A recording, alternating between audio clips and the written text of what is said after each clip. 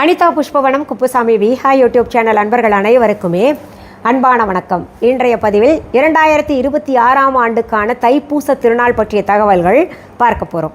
அதற்கு முன்பாக இன்றைக்கு பிறந்த நாள் மற்றும் திருமண நாள் காண இருக்கின்ற அனைவருக்குமே என்னுடைய வாழ்த்துகள்.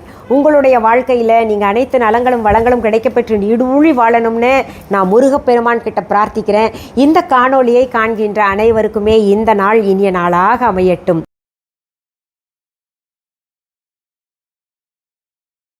தைப்பூச திருநாளை பற்றிய தகவல்கள் ஏற்கனவே நம்முடைய யூடியூப் சேனலில் தொடர்ந்து நிறையவே பார்த்துக்கிட்டு வந்திருக்கோம். நிறைய தகவல்கள் நீங்கள் தெரிஞ்சிருப்பீங்க. இருந்தால் கூட இந்த பதிவில் நம்ம என்ன பார்க்க போகிறோம் அப்படின்னு பார்த்தீங்கன்னா, இந்த 2026ஆம் ஆண்டு தைப்பூச திருநாள் என்னைக்கு வருது, நம்ம விரதம் எந்த நேரத்திலிருந்து தொடங்கி எந்த நேரத்தில் முடிக்க வேண்டும், முருகப்பெருமான் வழிபாடு எப்படி இருக்க வேண்டும், வீட்டில் கும்பிடுறது எப்படி இருக்கணும், எளிமையாக எப்படி வழிபடணும் மற்றும் அதற்குரிய நேரம் என்ன போன்ற தகவல்களை எல்லாம் பார்க்க போகிறோம். இந்த தைப்பூச திருநாள் ஏன் இவ்வளவு சிறப்பாக இருக்குது? முருகப்பெருமானுக்கு வருடந்தோறும் நிறைய நாள்கள் சிறப்பாக இருக்குது. ஆனால் இந்த தைப்பூச திருநாள் ஏன் முருகப்பெருமானுக்கு மிகவும் முருகப்பெருமான் வழிபாட்டிற்கு உகந்த நாளாக இருக்குது, முருகப்பெருமானுக்கு பிடித்த நாளாக இருக்குது அப்படின்னு பார்த்தீங்கன்னா, அன்னை பார்வதி தேவி கிட்டிருந்து வேல் வாங்கிய நாள் அன்னைக்கு. அந்த வேல் கொண்டு முருகப்பெருமான் அசுரர்களை வதம் செய்தார், தீயவர்களை அழித்தார். அதற்கு பிறகு பார்த்திங்கன்னா அந்த தேவலோகம் நிம்மதியாக மகிழ்ச்சியாக இருந்தாங்க.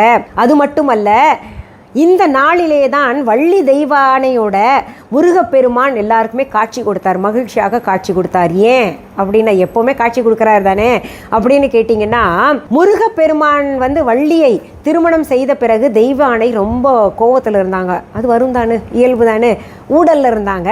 அந்த ஊடல் தீர்ந்த நாள் இந்த தைப்பூச திருநாள். முருகப்பெருமான் வள்ளி தெய்வானையோட திருக்கல்யாண காட்சியை நமக்கெல்லாம் அருளிய நாள் இந்த தைப்பூச திருநாள். அது மட்டுமல்ல, தேவலோகத்தில் தேவர்கள் எல்லாம் நிம்மதியாக இருந்த பின்னாடி இந்த அசுரர்கள் தான் அழிச்சிட்டார் இல்லையா, நிம்மதியாக இருந்தது, மகிழ்ச்சியாக இருந்ததை பார்த்து அன்றைக்கு சிவபெருமானும் பார்வதி தேவியும் ஆனந்த தாண்டவம் ஆடி இருக்கிறார்கள். அன்றைய தினத்தில் சிதம்பரத்தில் மற்றும் அனைத்து கோவில்களிலுமே நம்ம சிறப்பான பூஜைகள் எல்லாம் பார்க்கலாம். இவ்வளவு சிறப்பு வாய்ந்த இந்த தைப்பூச தினத்தில் நம்ம முருகப்பெருமானை வணங்கி நம்ம மனசில் என்ன துன்பம் துயர் இருக்கோ அதை நீக்க வேண்டும் அப்படின்னு வேண்டிக்கிட்டோம்னா அந்த பிரச்சனைகள் எல்லாம் விலகும். ஏன்னா இதில் இன்னொரு செய்தியும் இருக்குது.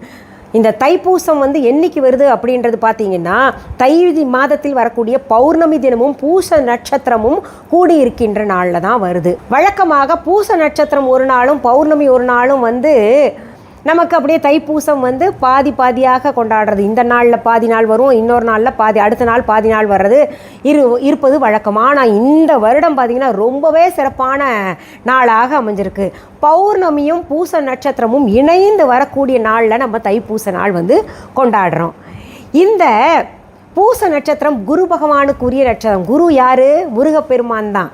பௌர்ணமி அம்பாளுக்குரிய தினம். அதனால் அனைத்து சிவாலயங்களில், அன்னை ஆலயங்களில் மற்றும் முருகப்பெருமான் ஆலயங்களில் வழிபாடுகள் மிகவும் சிறப்பாக இருக்கும். இப்படிப்பட்ட சிறப்பு நாளில் நமக்கு என்ன தேவையோ அதை சாமி கிட்ட வேண்டணும். எப்படி வேண்டணும்? நம்ம ஐம்புலன்களையும் அடக்கி நம்ம எப்போவுமே வழிபாடு செய்ய வேண்டும். பக்தி ஆன்மீகம்னா என்ன? நம்ம ஐம்புலன்களையும் அடக்க வேண்டும். தியாகம், ஒரு மனதாக இருந்து நம்ம இறைவனிடம் பக்தி செலுத்துதல், உண்மையான பக்தியாக இருக்க வேண்டும். வழிபாட்டிலே கவனம் செலுத்த வேண்டும். நம்ம ஐம்புலன்களையும் அடக்க வேண்டும். இதெல்லாம் தான் பார்த்தீங்கன்னா ஆன்மீகம், பக்தி அப்படின்னு சொல்லலாம். நம்முடைய கவனம் வேறு எங்கெங்கேயோ இருந்துக்கிட்டு வெறும் வாய் மட்டும் இறை பாடல்கள் பாடிக்கிட்டு இறை மந்திரங்கள் சொல்லிக்கிட்டு நம்முடைய கவனம் சிதறலாக இருந்து நம்ம ஐம்புலன்களையும் ஒன்றாக செலுத்தாமல் இருந்தோம்னா நம்ம அது எத்தனை நேரம் உட்கார்ந்தா கூட அந்த வழிபாடு சிறப்பாக அமையாது. அதனால தான் நிறைய பேர் சொல்கிறீங்க, என்னோட வழிபாடு பகவான் கேட்கவே மாட்டாரா அப்படின்னு.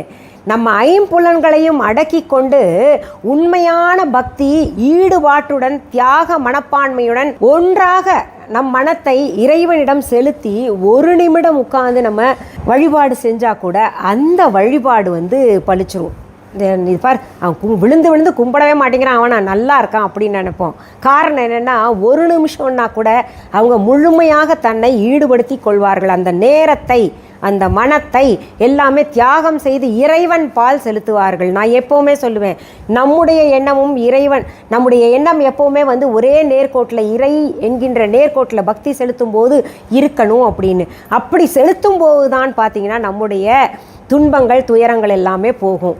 அதனால் இந்த தைப்பூச திருநாள் நம்முடைய தீமைகள், நம்மக்கிட்ட இருக்கிற அத்தனை தீமைகளையும் அழிக்கக்கூடிய நாள் அப்படின்றது நீங்கள் மனசில் ஆணித்தரமாக நினச்சிக்கிட்டு அன்றைக்கி வழிபாட்டை சிறப்பாக செய்து முடிங்க. ரொம்ப எளிமையாக செய்து முடியுங்க. தீமைகள் அப்படின்றது பார்த்திங்கன்னா, நம்மக்கிட்ட பணம் இல்லாதது மட்டும் தீமை கிடையாது. நோய் நொடியோடு வாழ்வோம், நிலப்பிரச்சனை இருக்கும், தனப்பிரச்சனை இருக்கும், குழந்தைகள் இல்லாத பிரச்சனை இருக்கும், வேலை வாய்ப்பு இல்லாமல் இருக்கும், வேலை வாய்ப்பு இருந்தும் அந்த வேலை வாய்ப்பில் முன்னேற்றம் இல்லாமல் இருக்கலாம், இல்லை கணவன் மனைவி ஒற்றுமை இல்லாமல் தம்பதிகளுக்குள்ள பிரச்சனையாக இருக்கும். இந்த தம்பதி பிரச்சனை தீரணும் அப்படின்னா, கணவன் மனைவி ஒற்றுமையாக இருக்கணும்னா இந்த நாளை கெட்டியாக பிடிச்சிக்கோங்க. முருகப்பெருமான் காலை, அம்பாள் காலை எல்லாம் கெட்டியாக பிடிச்சிக்கோங்க. எனக்கு என் வீட்டுக்காரரு நல்லபடியாக நடத்தணும், இல்லை என் மனைவி நல்லபடியாக நடக்கணும் அப்படின்றத நல்ல மனசில் வேண்டிக்கிட்டிங்கன்னா நல்லா இருப்போம். சரி, இப்போ இந்த தைப்பூசம் விரத நாள், வழிபாடு நாள் எப்போது துவங்குது அப்படின்றத பார்த்துடலாம். முதல்ல தைப்பூச நாள் என்னைக்கு அப்படின்றத பார்த்துடலாம். 2026ஆம் ஆண்டு February 1 ஞாயிற்றுக்கிழமையாக வருது. அந்த நாளில் தான் தைப்பூச நாளாக நாம் வழிபாட்டிற்கு எடுத்துக்கொள்ள வேண்டும். அன்றைக்கு பூச நட்சத்திரம் ஆரம்பிக்கக்கூடிய நேரம் என்ன அப்படின்னு பார்த்தீங்கன்னா, 1 அதிகாலையில் 1:34 ஆரம்பித்து 1 11:58 முடியும் அப்படின்ற ஒரு பஞ்சாங்கம் சொல்லுது. இன்னொன்று பார்த்தீங்கன்னா 1 அதிகாலையில் முடியுது அப்படின்றாங்க. எப்படியாக இருந்தாலும் 1 தான் தைப்பூச திருநாளாக இருக்குது. அப்போது விரதம் எப்போதிலிருந்து தொடங்கி எப்போ வரைக்கும் நம்ம கடைபிடிக்கணும் அப்படின்றது உங்களுக்கு ஒரு கேள்வியாக இருக்கும். 1 முழுக்கவே நீங்கள் விரதம் மேற்கொள்ள வேண்டும். இந்த விரதம் எப்படி மேற்கொள்ளணும் அப்படின்ற அடுத்த கேள்வியாக இருக்கும். விரதம் அப்படின்றது பார்த்திங்கன்னா, முழு உபவாசம் இருக்கிறது அப்படின்றது ஒன்று இருக்குது. அதாவது தண்ணி மட்டுமே குடிச்சுக்கிட்டு வேறு எதுவும் சாப்பிடாமல் இருக்கிறது அப்படின்றது இருக்குது. ஆனால் இப்போல்லாம் அந்த மாதிரி சூழ்நிலை இல்லை. நமக்கு காலையில் எழுந்தோடனே ஏதாவது குடிச்சே ஆகணும் அப்படின்னு நினைக்கிறவங்க பால் சம்மந்தப்பட்ட எதுவாக ஜூஸ் இல்லாட்டி எதாக இருந்தாலும் குடிச்சுக்கோங்க.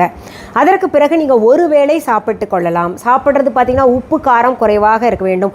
உப்பு இல்லாமல் முருகனுக்காக நம்ம வழிபட்டு சாப்பிட்டால் ரொம்பவே சிறப்பு வாய்ந்தது. அதனால் நீங்கள் முருகப்பெருமானுக்கு வழிபாட்டில் நீங்கள் சமைத்து வைக்க வேண்டியது என்னன்னு பார்த்தீங்கன்னா, கந்தரப்பம் கட்டாயம் இருக்கணும். அந்த கந்தரப்பம் செய்ய தெரிஞ்சால் செய்யுங்க. அப்படி இல்லைன்னா அப்பம், தயிர் சாதம் வைக்கலாம், சித்திர அன்னங்கள் வைக்கலாம். எந்த மாதிரி, அதாவது அமைதியான சாப்பாடாக இருக்கணும். அது நம்ம சாப்பிட்ற உணவு முருகப்பெருமானுடைய வழிபாட்டில் வைக்கக்கூடிய பூஜை பொருளாக இருக்கணும். நைவேத்திய பொருளாக இருந்தால் ரொம்பவே சிறப்பு. அதில் பார்த்தீங்கன்னா முருகப்பெருமானுக்கு கந்தரப்பம் வைக்கலாம், தயிர் சாதம் கலந்து வைக்கலாம், சித்திர அன்னங்கள் எதுவாக இருந்தாலும் வைக்கலாம். பொங்கல், இனிப்பு பொங்கல், உப்பு பொங்கலில் உப்பு கம்மியாக போட்டு உப்பு பொங்கலும் வைக்கலாம், உப்பு இல்லாமல் கூட பொங்கல் வைக்கலாம். இந்த மாதிரி ஏதாவது ஒன்று செய்துட்டு முருகப்பெருமானுக்கு காலையிலேயே நீங்கள் படைச்சிருங்க. பால், பழங்கள் இதெல்லாம் வச்சுக்கோங்க. முருகப்பெருமானுடைய சிலை இருந்ததுன்னா பால் அபிஷேகம், சந்தன அபிஷேகம், பன்னீர் அபிஷேகம், ஜவ்வாது இதெல்லாம் முருகப்பெருமானுக்கு இஷ்டப்பட்ட அபிஷேகங்கள். இது எப்படி உங்களுக்கு தெரியும்னா, கோவில்களில் இதெல்லாம் செய்கிறாங்கல்ல, அதனால் நம்ம பார்த்து பார்த்து பழகிட்டோம். வழி வழியாக என்ன வருதோ அது நமக்கு பழகி போயிடும் இல்லையா? அதனால் சிலை, வேல் இருந்ததுன்னா இது கொண்டு அபிஷேகம் செஞ்சுக்கோங்க. அதற்கு பிறகு நீங்கள் எப்போவுமே வழக்கமாக பூஜையறையும் சுத்தமாக வச்சுட்டு வெளியிலையும் சுத்தமாக இருந்துட்டு நாமும் சுத்தமாக இருந்து நம்ம விரதம் மேற்கொள்ள வேண்டும். ஒரு வேளை மட்டும் சாப்பிடுங்க. என்ன பிரசாதமாக நைவேத்தியமாக என்ன வைக்கிறீங்களோ அதை சாப்பிடுங்க. பால், பழங்கள் மற்றும் இது என்ன அன்னங்கள் ஏதாவது வச்சுருந்தீங்கன்னா அதை முருகப்பெருமானுக்கு படைத்து விட்டு பிறகு நாம் அதையே மதிய உணவாக ஒரு வேளை சாப்பிட்டு கொள்ளலாம். காலையிலையும் இரவும் சாப்பிடக்கூடாது. அடுத்த நாள் காலையில் தான் பார்த்தீங்கன்னா முருகப்பெருமான் கோயிலுக்கு போயிட்டு வாங்க. யாருக்காவது உணவு தான தர்மங்கள் செய்யுங்க. செஞ்ச பின்னாடி நீங்கள் சாப்பிட்டுக்கோங்க. இதுதான் முறை இல்லையா? அதனால் இதுபடி நீங்கள் ஃபாலோ பண்ணிக்கோங்க. இதில் பார்த்தீங்கன்னா இந்த தைப்பூச திருநாளுக்கு 7 நாள் உபவாசம் இருக்கிறது, 3 நாள் இருக்கிறது, 48 நாள் இருக்கிறோம் அப்படின்னு 48 நாளெல்லாம் ஒருவேளை உணவு மட்டும் சாப்பிட்டுக்கிட்டு இருக்கிறது, இது போன்ற கடுமையான விரதங்கள் எல்லாம் இருக்குது. நம்ம ஒரு நாள் இது கடைபிடிச்சாலே நமக்கு ஏராளமான பலன்கள் கிடைக்கும். அதனால் முடிஞ்சளவு நீங்கள் இந்த விரதத்தை இருக்க முடியவர்கள் மட்டுமே இருக்கணும், மற்றவர்கள் இருக்கணுன்றது அவசியம் கிடையாது.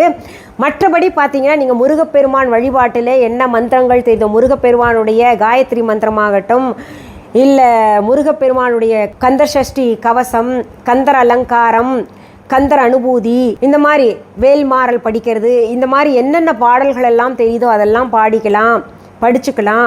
அப்படி இல்லையா எதுவுமே தெரியாது அப்படின்னு நினைக்கிறவங்க என்ன பண்ணலாம், ஓம் சரவண பவ ஓம் சரவண பவ ஓம் சரவண பவ ஓம் அப்படின்னு சொல்லிக்கிட்டே வாங்க. நீங்கள் அன்றைக்கு எவ்வளவு முடியுமோ அவ்வளவு கம்மியாக பேசுங்க.